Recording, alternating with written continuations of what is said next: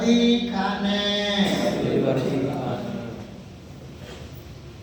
ಈ ಅಲಿವರ್ದಿ ಖಾನ್ ಯಾವಾಗ ಅಧಿಕಾರಕ್ಕೆ ಬಂತು ಅಂತ ನೋಡಿದಾಗ 1740ರಲ್ಲಿ ಅಧಿಕಾರಕ್ಕೆ ಬಂದ.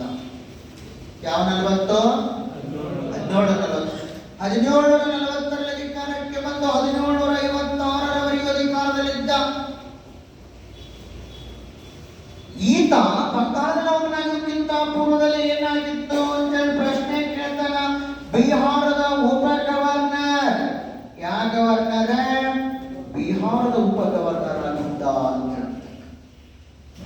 ಹಾಗಾದ್ರೆ ಇವನಿಗೆ ಗಂಡು ಮಕ್ಕಳಿರಲಿಲ್ಲ,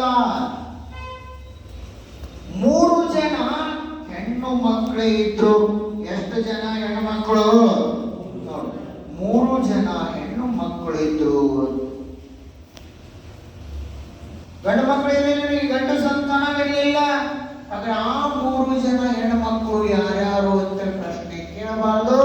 ಹಾಗಾದ್ರೆ 1ನೆಯ ಮಗಳ ಮಗ, 2ನೆಯ ಮಗಳ ಮಗಳು, 3ನೆಯ ಮಗಳ ಮಗ.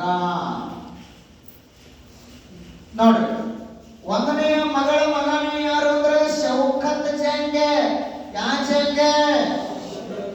2ನೆಯ ಮಗಳ ಮಗಳು ಯಾರು ಅಂದ್ರೆ ಗಾಸಟಿ ಬೇಗಮ್ಮ. ಯಾವ ಬೇಗಮ್ಮ? ಗಾಸಟಿ ಬೇಗಂ. 3ನೆಯ ಮಗಳ ಮಗನೇ ಯಾರು ಅಂದ್ರೆ ಮಿರ್ಜಾ ಮೊಹಮ್ಮದ್. ಯಾವ ಮೊಹಮ್ಮದ್? ಮಿರ್ಜಾ ಮೊಹಮ್ಮದ್.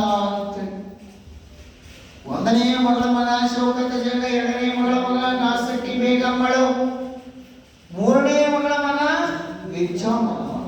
ಯಾವ ಮೊಹಮ್ಮದ್? ಈ ಅಲಿವರ್ದಿ ಖಾನನ ಮರಣದ ನಂತರ ತನ್ನ ಮೊಮ್ಮಗನಾಗಿರ್ತಕ್ಕಂಥ ಮಿರ್ಜಾ ಮೊಹಮ್ಮದ್ ಎಂಬ ವ್ಯಕ್ತಿ ಅಧಿಕಾರಕ್ಕೆ ಬರ್ತಾನ. ಯಾವ ಮೊಹಮ್ಮದ್?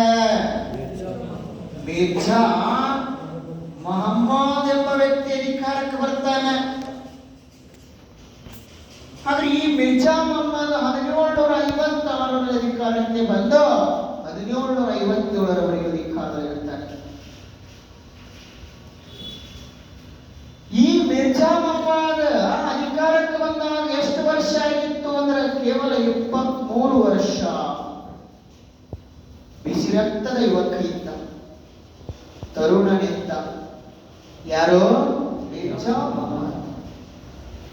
ಈ ಮಿರ್ಜಾ ಮೊಹಮ್ಮದ್ ಎಂಬ ವ್ಯಕ್ತಿಯು ಯಾವ ಬಿರುದಿನ ಮೂಲಕ ಅಧಿಕಾರಕ್ಕೆ ಬಂದು ಅಂತ ಪ್ರಶ್ನೆ ಕೇಳ್ತಾನ. ಹಾಗಾದ್ರೆ ಯಾವ ಬಿರುದಿನ ಮೂಲಕ ಅಂದ್ರೆ ನೋಡ್ರಿ, ಯಾವ ಬಿರುದಿನ ಮೂಲಕ ಅಧಿಕಾರಕ್ಕೆ ಬಂದು ಅಂದ್ರೆ ಸಿರಾಜುದ್ ದೌಲೆ. ಯಾವ ದೌಲೆ? ಸಿರಾಜುದ್ ದೌಲೆ ಎಂಬ ಬಿರುದಿನ ಮೂಲಕ ಅಧಿಕಾರಕ್ಕೆ ಬಂದ. ಹಾಗಾದ್ರೆ ಸಿರಾಜುದ್ ದೌಲೆ ಮೊದಲ ಹೆಸರೇನಂದ್ರೆ ಮಿರ್ಜಾ ಮೊಹಮ್ಮದ್. ಹಾಗಾದ್ರೆ ಈ ಒಂದು ಸಿರಾಜುದ್ ದೌಲದರ ಅರ್ಥ ಏನು ಅಂದ್ರೆ ರಾಜ್ಯದ ಸೂರ್ಯ. ಯಾವ ಸೂರ್ಯ?